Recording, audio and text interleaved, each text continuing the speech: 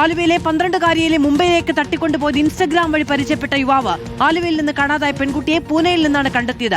കുട്ടിയുടെ കൂടെയുണ്ടായിരുന്ന ഓച്ചിറ സ്വദേശി അഭിജിത്ത് എന്ന യുവാവിനെയും കസ്റ്റഡിയിലെടുത്തു. ചെറായിൽ ഐസ്ക്രീം കച്ചവടം നടത്തുകയായിരുന്നു ഇയാൾ. അഭിജിത്തിനെതിരെ പോക്സോ കേസ് എടുക്കാമെന്ന് എറണാകുളം റൂറൽ SP സുദർശൻ പറഞ്ഞു. ആലുവയിൽ എത്തിച്ച് ചോദ്യം ചെയ്ത ശേഷം തുടർ നടപടിയെടുക്കും. ആ കുട്ടിയെ നമ്മൾ ഇന്നലെ പൂനെയിൽ വെച്ച് കസ്റ്റഡിയിലെടുത്ത് നാട്ടിലേക്ക് കൊണ്ടുവന്നുകൊണ്ടിരിക്കുകയാണ്. കഴിഞ്ഞ 25-ാം തീയതി ആയിരുന്നു ഈ കുട്ടി വീട്ടിൽ നിന്നും നഷ്ടപ്പെട്ടത്. ഈ കുട്ടിയും കുട്ടിയുടെ കൂടെ ഉണ്ടായിരുന്ന അഭിജിത്ത് എന്ന് പറയുന്ന ഒരു യുവാവും ഇവരുടെ ഫോൺ രണ്ടും സ്വിച്ച് ഓഫ് ആയിരുന്നു. അപൂർവം സമയങ്ങളിൽ മാത്രമാണ് ഫോൺ സ്വിച്ച് ഓൺ ചെയ്തത്. സ്വിച്ച് ഓൺ ആയിക്കഴിഞ്ഞാൽ അപ്പം തന്നെ സ്വിച്ച് ഓഫ് ചെയ്യായിരുന്നു.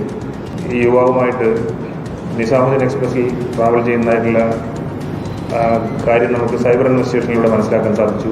അതിൻ്റെ അടിസ്ഥാനത്തിൽ നമ്മുടെ കേരള പോലീസിൻ്റെയും അതുപോലെ തന്നെ റെയിൽവേ പോലീസിൻ്റെയും ഒക്കെ സഹായത്തോടുകൂടി നമുക്ക് ഇന്നലെ പൂനെ റെയിൽവേ സ്റ്റേഷനിൽ നിന്നും ഈ കുട്ടിയെയും കുട്ടിയുടെ കൂടെ സഞ്ചരിച്ച യുവാവിനെയും കസ്റ്റഡിയെടുക്കാൻ സാധിച്ചു.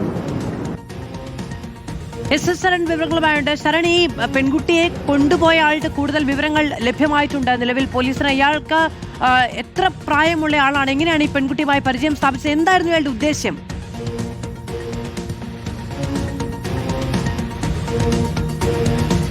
മാധു, ഇൻസ്റ്റാഗ്രാമിലൂടെയാണ് ഇരുവരും പരിചയത്തിലാകുന്നതെന്നുള്ളതാണ് പോലീസ് പറയുന്നത്. ഈ അഭിജിത്ത് ഓച്ചിറ സ്വദേശിയാണ്, അതായത് കൊല്ലം ഓച്ചിറ സ്വദേശിയാണ്. ഇയാൾ കുറെ കാലമായിട്ട് ഈ ചെറായിൽ ഐസ്ക്രീം കച്ചവടം നടത്തുകയായിരുന്നു. ഇതിനിടയിലാണ് ഇൻസ്റ്റാഗ്രാം വഴി ഈ കുട്ടിയെ പരിചയപ്പെടുന്നത്. തുടർന്ന് ഈ കുട്ടി വീട്ടിൽ നിന്ന് ഇറങ്ങിപ്പോവുകയും ചെയ്തത്.